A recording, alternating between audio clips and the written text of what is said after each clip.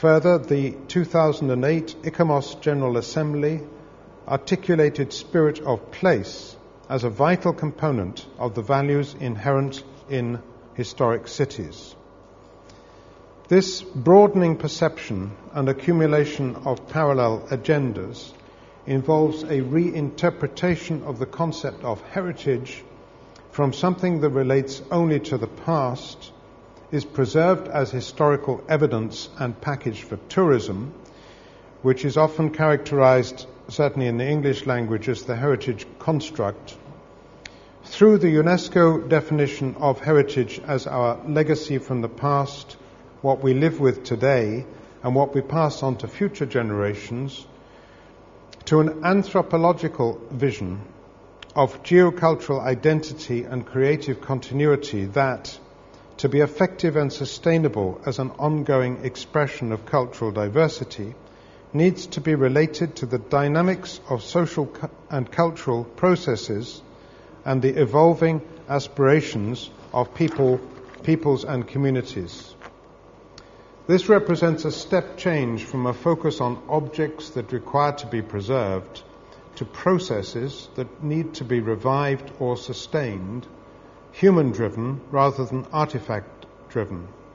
It embraces high-grade restoration techniques, such as, on the left, decorative gilding at the Catherine Palace, Tsarskoye Selo, St. Petersburg, creative continuity of traditional textile design, as in Transylvania, Romania, lace-making on the island of Gozo, Malta, culinary specialities, such as one finds in Bologna, Italy, folk music, as in Itara, Bulgaria, and continuity of traditional technologies in the service of a local community, for example, at a working print museum at Innerleithen in the Scottish borders, for which I was the architect.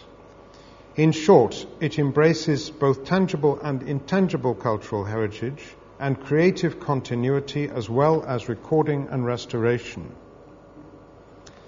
The historic city, the sustainable city, and sustainable development. The archetypal pre-industrial European historic city shared many characteristics in common. It was a center of power and of social and cultural interaction. It was clearly defined and compact, had few major buildings, a central marketplace, and was diffused with shopkeepers and artisan workshops. Its community was mixed, always socially, sometimes also by ethnic origin and religion, and it enjoyed a balanced relationship to its locality, both physically and ecologically. The historic city possessed strong identity, harmony, and sense of place.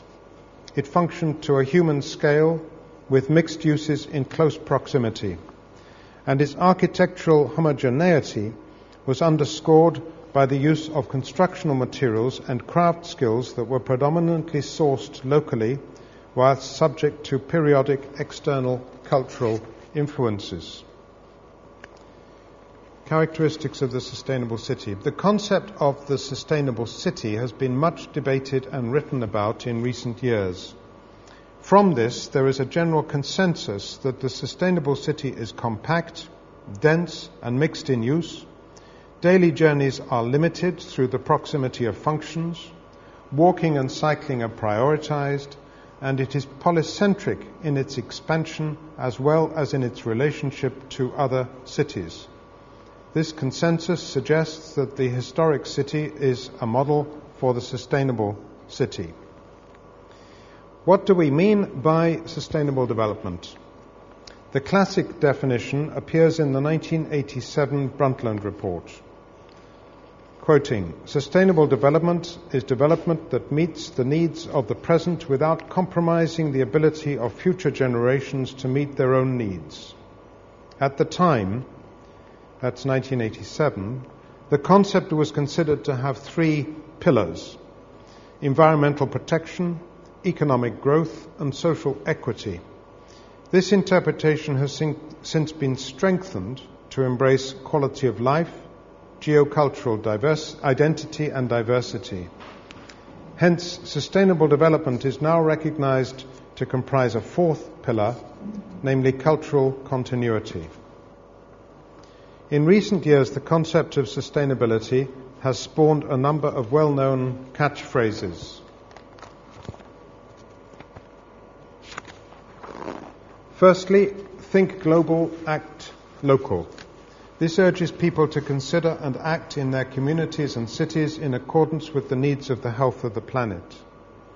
Secondly, the 3 R's: reduce, reuse and recycle. This implies maximizing what exists, recognizing the environmental capital, namely embodied materials and energy, of resources that have already been invested, for example in existing buildings and urban infrastructure, thus supporting adaptive reuse over redevelopment, and generally adopting an approach of minimum intervention. Thirdly, of the catchphrases, stay close to source. This prioritizes proximity, whether of sources of materials, energy and food to place of consumption, place of work to residence, or education to leisure. Fourthly, top-down meeting bottom-up. This favors local knowledge over received theories from outside, whilst recognizing the continuity of community practices often depends on support from regional or national strategies. In the context of cities, the outcomes include that the built environment is increasingly recognized and valued today as a material and socio-economic resource at least as much as an architectural and historical one. As such, conservation has a more central role to play in safeguarding and sustaining the continuity of the world's immensely diverse, tangible, intangible and natural heritage than if pigeonholed as a scientific specialism focused on the preservation of immovable objects. Additionally, conservation of the built environment has a central role to play in responding positively to today's challenge of climate change. The environmental capital that the historic environment exemplifies opens the way to establishing coherent policies that reduce the need to exploit non-renewable material and energy resources. This whole subject is dealt with in detail in my book, Conservation and Sustainability in Historic Cities, which was published in 2007.